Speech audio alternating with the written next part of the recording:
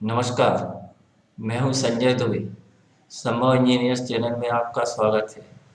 इस वीडियो में हम Madhya Pradesh state engineering service examination 2020 जिसका एग्जामिनेशन 14 नवंबर 2021 को हुआ है, पहले के 3 वीडियो के आगे के क्वेश्चन अर्थात क्वेश्चन नंबर 104 से स्टार्ट करेंगे। ये क्वेश्चन हमने सेट सी से लिए हैं। 3 rolled steel beam ISWB 300 Indian Standard Wide Flange Beam 300 as shown in figure are used as built up section for column having। ये जो built up section बना हुआ है 3 बीम से बना हुआ है। पहला बीम ISWB 300 ये है, दूसरा ये है और थर्ड बीम ये है। तीनों ही ISWB 300 है और इनका IXX और IY दिया हुआ है। ISWB 300 का IXX दिया हुआ है 9021.6 इंटू 10⁴ mm एंड और IYY दिया हुआ है 990 इंटू 10⁴ mm⁴।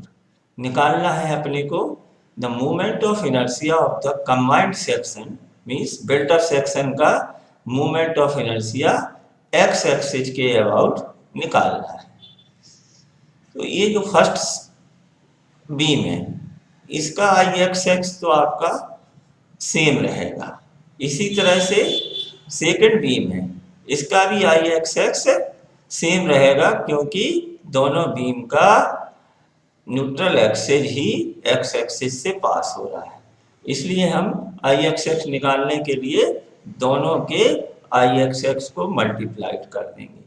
मीन्स क्या होगा कि movement of inertia of built up section about X X is equal to IXX is equal to 2 times of first and second beam का movement of inertia about X axis 2 into 9021.6 into 10⁴। अब ये जो third beam है इसकी direction क्या है, change हो गई, 90 डिग्री रोटेट हो गया है। तो जो इसका IY था वही अब क्या हो गया है, IXX बन गया है।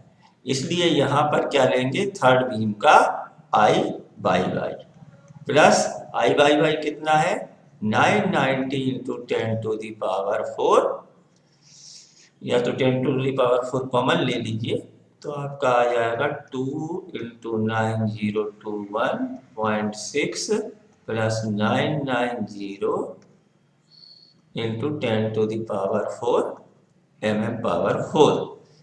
ये हो जाएगा अपना आंसर दिए हैं 10⁶ में, इसलिए ये हो जाएंगे आपके 190.32 इंटू 10⁶ mm⁴। अब ये अपने ऑप्शंस में दिए नहीं है, क्लोजेस्ट आंसर आपका सी हो सकता है, लेकिन इस तरह तो चलेगा नहीं मूवमेंट ऑफ इनर्शिया निकालने में। तो प्रॉब्लम कहाँ हुई है, प्रॉब्लम यहाँ से स्टार्ट होती है कि जो यदि स्टील टेबल को रिफर करें तो स्टील टेबल में ISWB देखें तो ISWB की प्रॉपर्टी में IXX दिया हुआ है 9821.6, मीन्स जो आपका 0 है यहाँ पर 8 दिया हुआ है, तो 9821.6 अब क्या हो जाएगा, IXX दिया हुआ है और IYY same, IYY steel table में 990.1 इंटू 10⁴ दिया है, मतलब सेम दिया हुआ है। यदि इससे निकालते हैं तो IXX आ जाएगा आपका 2 into 9821.6 into 10⁴ plus third beam का I/y 990 इंटू 10⁴, ये वैल्यू आ जाती है अपनी 206.33 इंटू 10⁶। अब यहाँ भी प्रॉब्लम क्रिएट हो जाती है, क्योंकि इन्होंने जो ऑप्शन डी टाइप किया है उसमें 206 की जगह इनका टाइप हो गया है 20.63। तो ये भी ऑप्शन इस प्रकार से, इसमें से कोई भी ऑप्शन मेरे हिसाब से correct, no option is correct, क्योंकि इस एग्जाम का काम तो है नहीं कि क्वेश्चन को चेंज करना। Next question, as per IS 800 1984 for batten strut the effective length shall be increase by IS 800 1984 और 2007 दोनों में ही यदि हम बिल्ट-अप सेक्शन बैटन कॉलम के लिए डिजाइन करते हैं, बैटन के लिए डिजाइन करते हैं, तो कॉलम की इफेक्टिव लेंथ को 10% बढ़ा देते हैं, 10% बढ़ा दिया जाता है, मतलब 1.0 कर दिया जाता है और एक्चुअल लेंथ का। क्यों? शियर डिफॉर्मेशन के फैक्टर को कंसीडर करने के लिए, इसलिए ऑप्शन सी करेक्ट हुआ। Next question, in case of helically reinforced concrete column the ratio of volume of helical reinforcement to the volume of core shall be, IS 456 में दिया हुआ है कि वॉल्यूम ऑफ हेलिकल रेनफोर्समेंट दिया हुआ है, reinforcement divided by, तो ratio means divided by volume of core should not be less than, और कह सकते हैं volume of core should be greater than 0. Greater than और equal to 0.36 gross cross sectional area divided by area of core minus 1 FC के divided by FY। Formula based question है, इसलिए option B correct. Next question, the critical section for one way shear action in the design of isolated column footing shall be taken. Isolated column, ये column हो गया, ये footing हो गई। Elevation में plan में देखेंगे तो ये कॉलम हो गया और ये आपकी फुटिंग हो गई है। क्रिटिकल सेक्शन पूछा हुआ है वन वे शियर के लिए। वन वे शियर के लिए यदि ये डेप्थ से आपकी D हो तो कॉलम के फेस से वन वे शियर जो है क्रिटिकल सेक्शन कहाँ पर होता है? At a distance D from the face of critical section for one way shear। Option B correct हो गया। जो आपका ऑप्शन सी है, at a distance D/2 from the face of column, ये टू वे शियर के लिए रहता है। और ऑप्शन ई है, ये critical section for bending moment होता है, लेकिन यहाँ पर अपना आंसर ऑप्शन बी ही है। 108 में पूछा गया है कि pre stressed concrete simply supported rectangular beam having a cross sectional area has a span S। एक प्री स्ट्रेस बीम बना लेते हैं,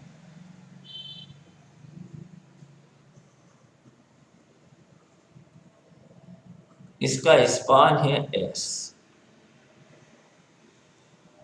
यहाँ पर इसका न्यूट्रल एक्सिस हो गया, इसका एरिया भी दिया हुआ है, इसका एरिया है A. Subjected to a bending movement at mid span, mid span पर जो है एम, मिड स्पान जो है वो है M. The prestressing tendon are located at eccentricity E from the centroidal axis, ये सेंट्रोइडल एक्सिस हो गया, और यहाँ से ये आपका क्या है, टेंडन डाला हुआ है, इसकी इसेंट्रिसिटी है सेंट्रोइडल एक्सिस से ई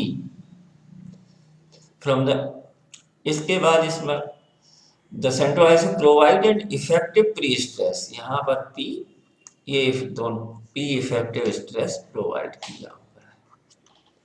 the extreme bottom fibre stress eight mid section, bottom fibre में और मिड सेक्शन पर स्ट्रेस की वैल्यू निकालनी है। तो पहले डायरेक्ट स्ट्रेस लेते हैं कि जो फोर्स प्री स्ट्रेसिंग फोर्स की वजह से डायरेक्ट स्ट्रेस डेवलप होगा, और इसका नेचर रहेगा compressive, compressive means positive, direct stress is equal to force divided by area, तो ये हो गया आपका direct stress pre stressing force की वजह से, इसकी वैल्यू हो जाएगी P अपॉन ए। यदि टेंडन की बात करें तो इसेंट्रिसिटी ई पर अप्लाई किया है तो मूवमेंट हो जाएगा आपका P E, movement M pre stressing force eccentricity M पर हो जाएगा पी ई, और इसकी वजह से बॉटम पोर्शन में कंप्रेसिव फोर्स डेवलप होगा और टॉप फाइबर पर टेंशन होगा। ये अपना हो गया कंप्रेशन, और ये हो गया आपका टेंशन। तो बॉटम कैसा रहेगा आपका, कंप्रेशन मींस पॉजिटिव, और इसकी वैल्यू एम किसके बराबर हो जाती है आपकी, stress is equal to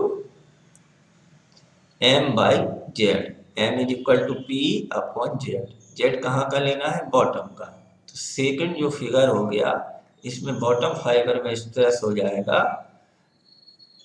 P E divided by Z B compression. Load की वजह से जो मूवमेंट डेवलप हुआ है एम, लोड की वजह से बेंडिंग मूवमेंट, नीचे रहता है टेंशन, टेंसाइल स्ट्रेस डेवलप होते हैं, ऊपर रहता है कंप्रेशन, इधर हो जाएगा अपना, ऊपर हो गया कंप्रेशन और नीचे हो गया टेंशन, ये माइनस हो गया, ये प्लस हो गया, तीनों को ऐड कर देंगे बॉटम फाइबर के लिए तो total stress at bottom fibre at mid section आ जाएगा P by A.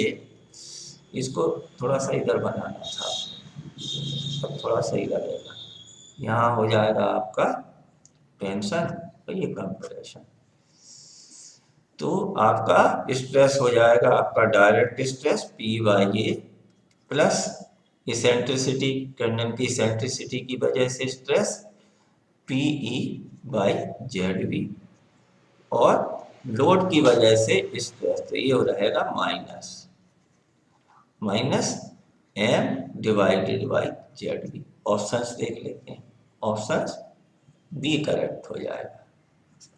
Next question, ये simply supported concrete beam pre stressed with a force of 2500 kilonewton is designed by load balancing concept for an effective span of 10 metre. Beam draw कर लेते हैं,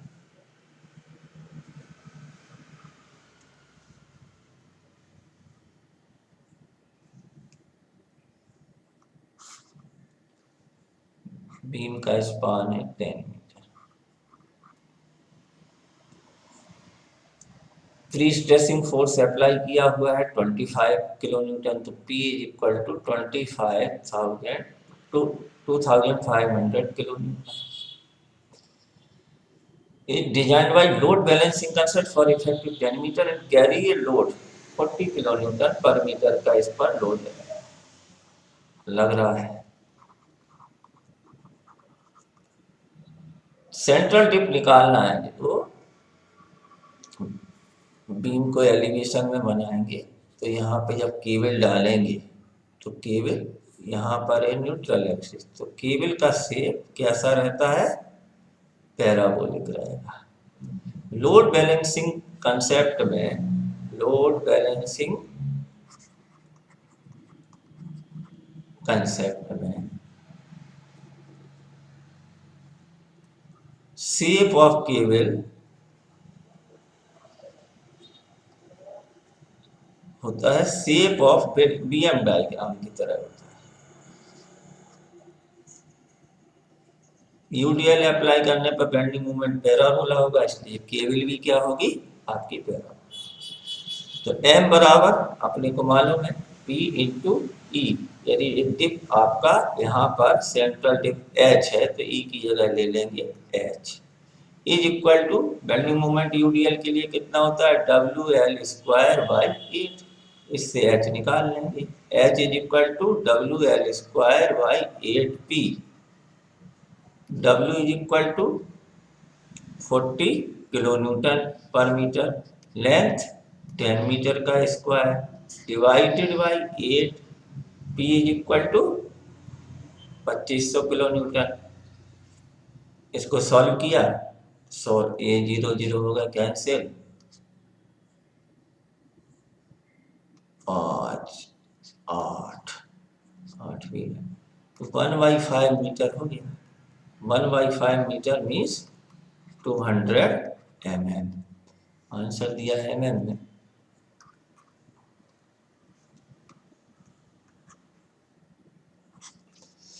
option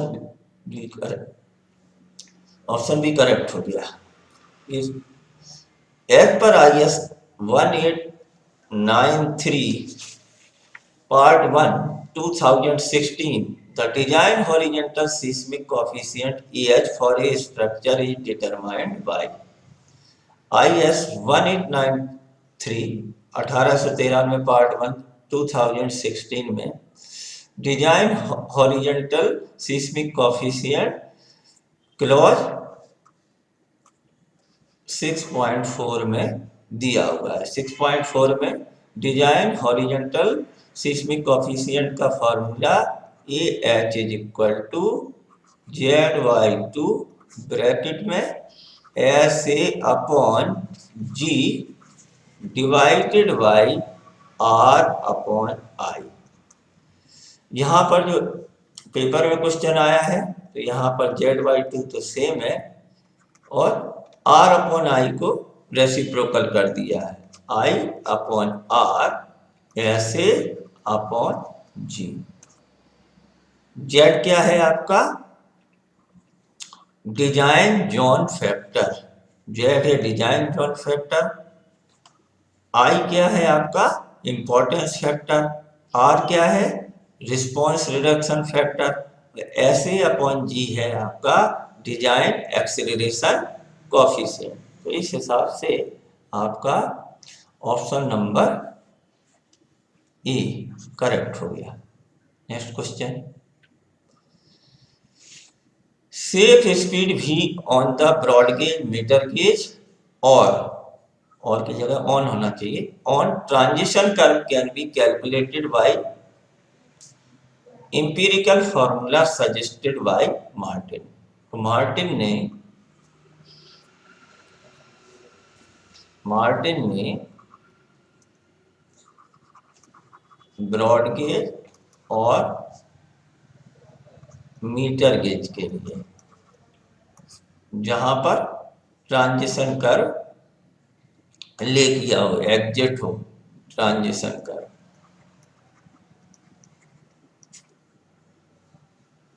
तो maximum speed is given by 4.4 R minus 70, और यहाँ पर जो speed है वो है kilometre per hour.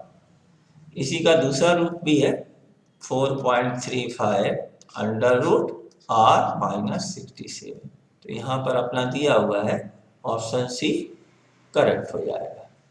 Next question, cantt deficiency क्या होती है, जहां पर कर्व होता है, ऐसे ही कर्व है, रेलवे ट्रैक में आउटर रेल को रेज कर देते हैं। यदि एवरेज स्पीड के लिए जो सुपर एलिवेशन या कैंट प्रोवाइड करना है उसकी वैल्यू ये है, लेकिन किसी वजह से हमने सुपर एलिवेशन कम प्रोवाइड किया है, तो आपका रिक्वायर्ड सुपर एलिवेशन और एक्चुअल प्रोवाइडेड, इन दोनों का डिफरेंस ही क्या कहलाता है? Cant deficiency. कैंट डिफिशियंसी आपका आंसर हो जाएगा deficiency in super elevation to maintain average speed. Next question, if the track is laid on the place in a curve of 5 degree, if the allowable ruling gradient on the curve is, यहाँ पर degree of curve दिया हुआ है 5 degree. 5 degree curve के लिए हमको grade compensation provide करना पड़ेगा। रूलिंग ग्रेडियंट दिया नहीं है, तो रूलिंग ग्रेडियंट को, प्लेन में रूलिंग ग्रेडियंट होता है 1 in 150 to 1 in 200, क्योंकि क्वेश्चन में दिया नहीं है इसलिए हम एज्यूम कर लेते हैं सेफर साइड, तो रूलिंग ग्रेडियंट हो गया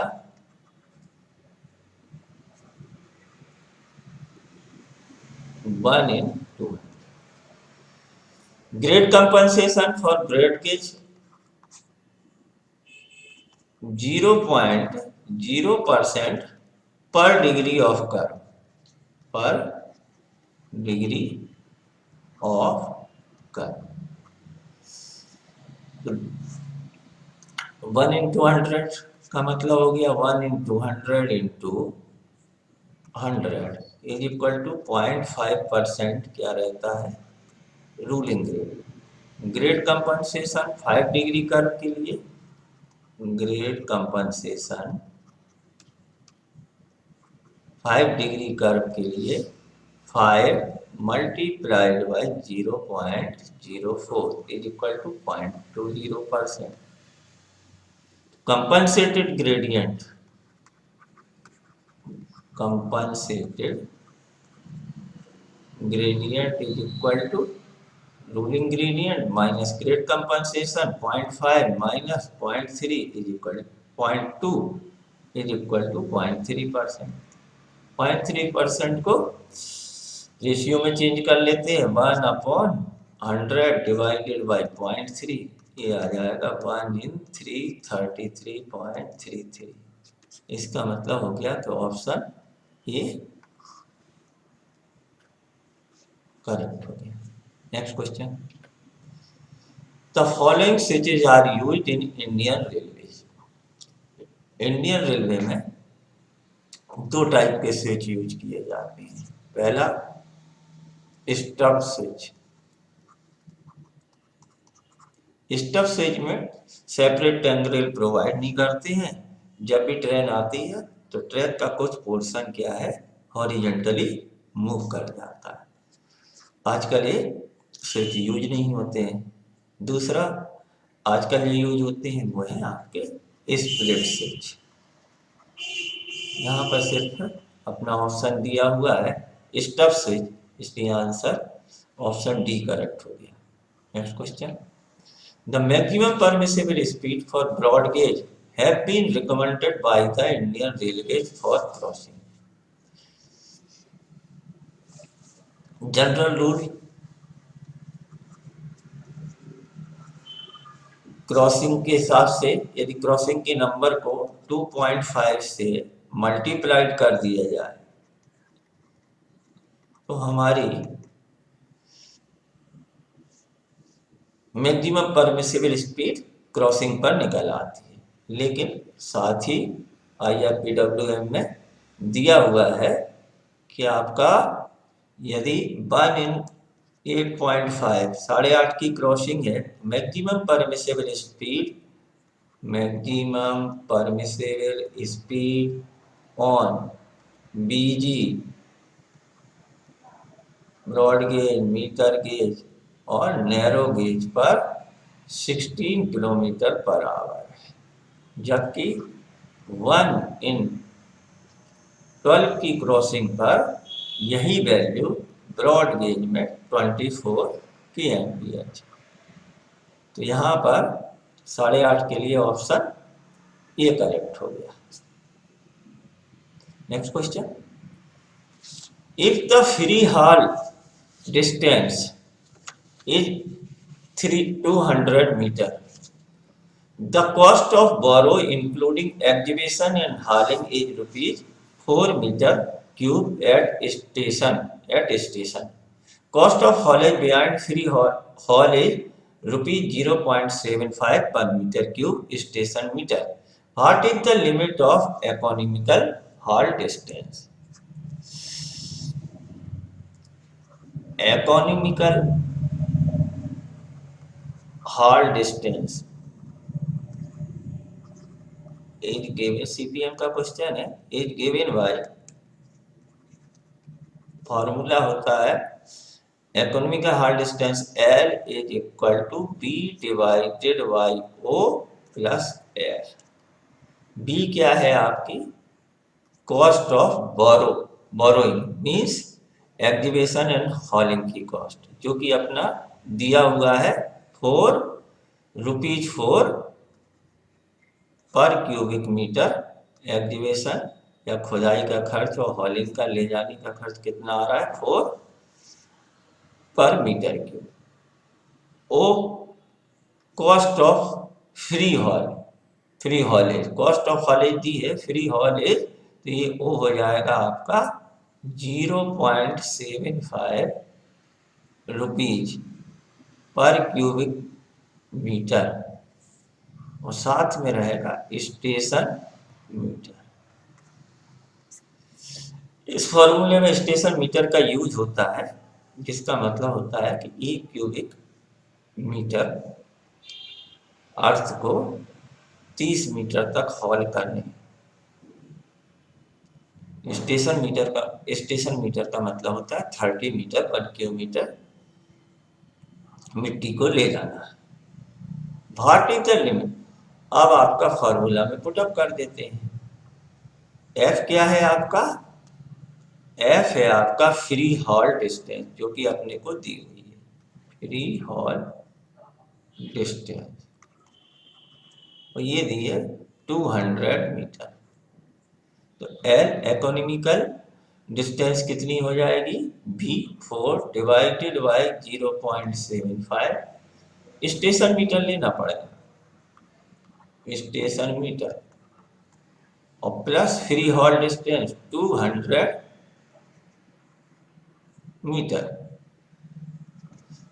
तो स्टेशन मीटर की वैल्यू होती है 30 मीटर और प्लस 200, ये वैल्यू आ गई 160, इसमें 200, टोटल हो गया 360 free haul economical haul distance, जिस पर हमारी कॉस्ट मिनिमम आएगी। Option A correct. 117 critical path is defined as one that gives. Critical path ये भी सीपीएम का क्वेश्चन है। तो क्रिटिकल पाथ क्या होता है, smallest time taken by the critical path is the shortest possible time to finish the project। मतलब किसी भी प्रोजेक्ट को कंप्लीट करने के लिए जितना कम से कम या मिनिमम समय लगेगा, वही क्या होता है आपका क्रिटिकल पाथ होता है। लेकिन जब क्रिटिकल पाथ में लेते हैं तो ये पाथ क्या होता है लॉन्गेस्ट पाथ होता है टाइम बाय। लेकिन किसी प्रोजेक्ट को कंप्लीट करने के लिए यही टाइम क्या होता है स्मॉलेस्ट टाइम होता है, इसलिए ऑप्शन बी करेक्ट है। 100 A preliminary survey indicates that 20% 20% of time of a gang of worker is spent idly। एक वर्कर्स की टीम है, इसको गैंग बोलते हैं, उसमें से जितना टाइम है उसका 20% टाइम गैंग क्या है, आइडल रहती है, काम नहीं करती है। Estimate the total number of observation, तो सैम्पलिंग का क्वेश्चन है स्टैटिक से। Requires to determine the proportion of idle time within 5%, 5% के मार्जिन में पता करना है, with 95% confidence limit. Z value for 95% confidence limit is equal to 1.96। इसमें तो 20% workers are ideal, the proportion of success,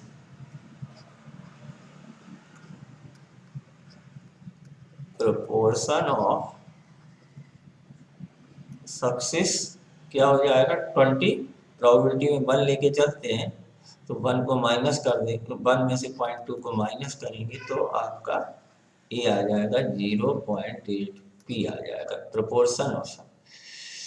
इस टाइप के न्यूमेरिकल के लिए फॉर्मूला जो यूज करते हैं सैम्पलिंग का, सैम्पलिंग आपका या number of observation is equal to P 1 minus P Z upon E का whole square.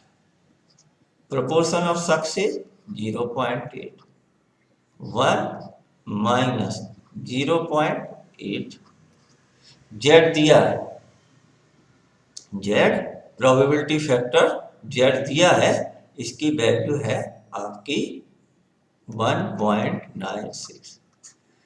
Margin of error दिया हुआ है प्लस माइनस 5%, मतलब 0.05, इसका स्क्वायर कर देंगे, 0.8 मल्टीप्लाइड बाई 0.2 और इसका स्क्वायर करने पर आता है 1536.64, ये आ जाएगा आपका 245.86, मतलब 246।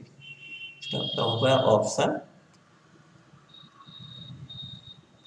Option A correct. BOT contract, आजकल पब्लिक प्राइवेट पार्टनरशिप का एक ग्रुप है बीओटी कॉन्ट्रैक्ट, जिसका मतलब है कि कॉन्ट्रैक्टर बिल्ड करेगा, ऑन करेगा, उसको ऑपरेट करेगा और जब उसका पीरियड फिनिश हो जाएगा उसके बाद गवर्नमेंट को ट्रांसफर कर देगा। तो ये आपका कहलाता है BOT contract, means build operate and transfer. A four-wheel tractor whose operating weight is 13,000 kg is pulled along a level haul road at a uniform speed by another tractor। एक tractor को दूसरा ट्रैक्टर खींच रहा है to करके, ठीक है, और जो 4 व्हील ट्रैक्टर है उसका वेट है 30,000 kg। The average tow cable जो रहती है, the average tension in the tow cable is 585 kg, the rolling resistance of the haul road। तो operating weight of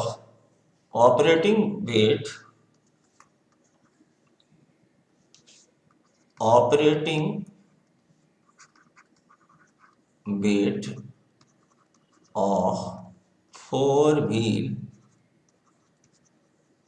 tractor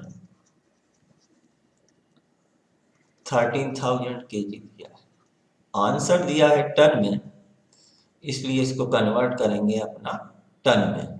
तो 13,000 kg डिवाइडेड बाई 1,000, तो ये आ जाएगा अपना टन में 13 टन। पी क्या है आपका, average tension in tow cable, P क्या है, average tension in tow cable is equal to 585 kg। Rolling resistance निकालना है, रोलिंग रेजिस्टेंस लोड का। Rolling resistance R is equal to P divided by W। 585 divided by 30,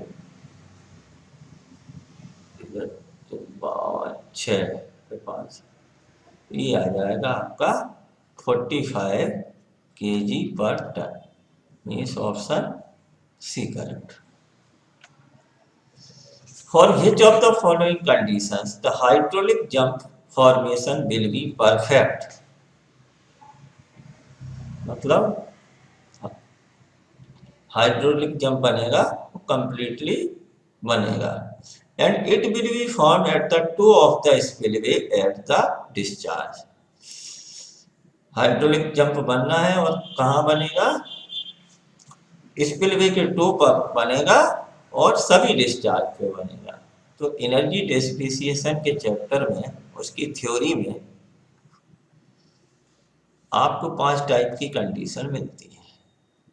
ये first condition का case है जिसमें यहां पर रहती है डेप्थ y2 और यहां पर रहता है डिस्चार्ज। तो पहला केस होता है इसमें आपका टेल वाटर कर्व TWC, और यही क्या, और साथ में y2 कर्व। ये दोनों क्या करते हैं, इसके ऊपर ही आना है। ये y2 कर्व जो है वो दोनों क्या करते हैं, TWC और y2 कर्व कंसाइड करते हैं। ऐसे केस में जो हाइड्रोलिक जंप का फॉर्मेशन होता है वो परफेक्ट होता है और ऑल डिस्चार्ज पे। तो ये कंडीशन हुई जब आपका जंप हाइट कर्व और टेल वाटर कर्व दोनों ही ऑल डिस्चार्ज पर कंसाइड करते हैं, तब आपका होता है। इस सिंपल केस में आप सिर्फ यहाँ पर आपको स्पिलवे के नीचे यहाँ पर एप्रॉन प्रोवाइड कर देना है 5 टाइम्स ऑफ जंप हाइट का y2 माइनस y1 का। Option he correct. According to Lacy theory of channel design, what will be the velocity of flow in the channel corresponding to a discharge of 140 qmac and silt factor 1.0। Velocity निकालना है। Lacey फॉर्मूले में velocity v is equal to Q F square upon 140 whole power 1/6। Discharge Q दिया हुआ है 140 Q में, silt factor F is equal to दिया है 1 डिवाइडेड बाई 140 होल पावर 1/6। 140 से 140 कैंसिल हो गया तो 1 की पावर 1/6 मीन्स 1। तो वेलोसिटी आ गई है अपनी 1 मीटर पर सेकंड। आपका ऑप्शन हो गया ये correct. As per Kennedy theory of design of canal, if the depth of water in the canal is 1 meter, which of the following will be value of critical velocity if the critical velocity ratio is 1.0? ये आया है Kennedy theory से। Kennedy theory में critical velocity v not is equal to 0.55 m by power 0.64। यहाँ पर m critical velocity ratio is equal to 1, depth दी हुई है, depth of water by 1 metre point, ये वैल्यू हो जाएगी 0.55 और ये multiplied by 1 is equal to 0.55 metre per second. Option B correct हो गया। 124 the percentage quantity of water required for maintaining equilibrium in the salt content of the soil is known as। ये आपकी leaching requirement की definition दी हुई है। Soil जब saline soil होती है तब आपका ऊपर तक साल्ट आ जाता है, साल्ट का कंसंट्रेशन। तो ये आपके जब भी जितनी रिक्वायरमेंट होती है, कंजम्पटिव रिक्वायरमेंट क्रॉप की होती है, उसके अलावा एक्सेस वाटर भी सप्लाई करते हैं, जिससे ये जो साल्ट है वाश आउट होके रूट जोन के नीचे चले जाएं और यहाँ से ड्रेन आउट हो जाए। तो यही एक्सेस वाटर रिक्वायरमेंट ही साल्ट के इक्विलिब्रियम को मेंटेन करती है, अदरवाइज साल्ट का कंसंट्रेशन फिर से बढ़ जाएगा। तो यही कहलाती है आपकी लीचिंग रिक्वायरमेंट। तो option B correct. The ultimate width to which an alluvial river can be constructed may be computed from which of the following relation, where L is the width of the river in meter, Q is the estimated maximum discharge in cubic। ये भी आपका लेसिज फॉर्मूले से है, जिसमें wetted perimeter P is equal to होता है 4.75 under root Q for wide very wide river और स्ट्रीम और चैनल। रिवर और स्ट्रीम जो पेरीमीटर होता है वो हम ले लेते हैं उसकी विड्थ के बराबर, और यहाँ पे विड्थ ऑफ द रिवर क्या पेरीमीटर हो जाता है विड्थ ऑफ रिवर के बराबर। इसलिए यही फार्मूला चेंज हो जाएगा, L is equal to 4.75 under root Q. Option A correct. The value of strength of concrete below which not more than the 5% of the result are expected to fall is called characteristic। Code में और RCC में यहीं से start होता है characteristic strength की definition. Characteristic strength means not more than 5% of the test result are expected to pass। मतलब 100 sample में से 100 क्यूब में से 5 से ज़्यादा क्यूब उस स्ट्रेंथ के लिए फेल नहीं होना चाहिए। Next question. A simply supported beam has an effective span of 12 meters. What shall be the limited ratio of span to effective depth as per IS 456 2000? Deflection criteria as per IS 456. For simply supported beam, effective span divided by effective depth, ये ratio आपका 20 से कम होना चाहिए, जबकि span की length क्या है 10 metre. साथ में कोड में दिया है for span more than 10 metre. इसको हम मल्टीप्लाइड करेंगे, ये वैल्यू जो दी है इसको हम मल्टीप्लाइड करेंगे 10 डिवाइडेड बाय स्पान, और यहाँ पर स्पान है, span is equal to 12 metre. तो 20 इंटू 10 डिवाइडेड बाय 12, तो ये वैल्यू आ गई आपकी 50 divided by 3 is equal to 16.66। Option D is correct.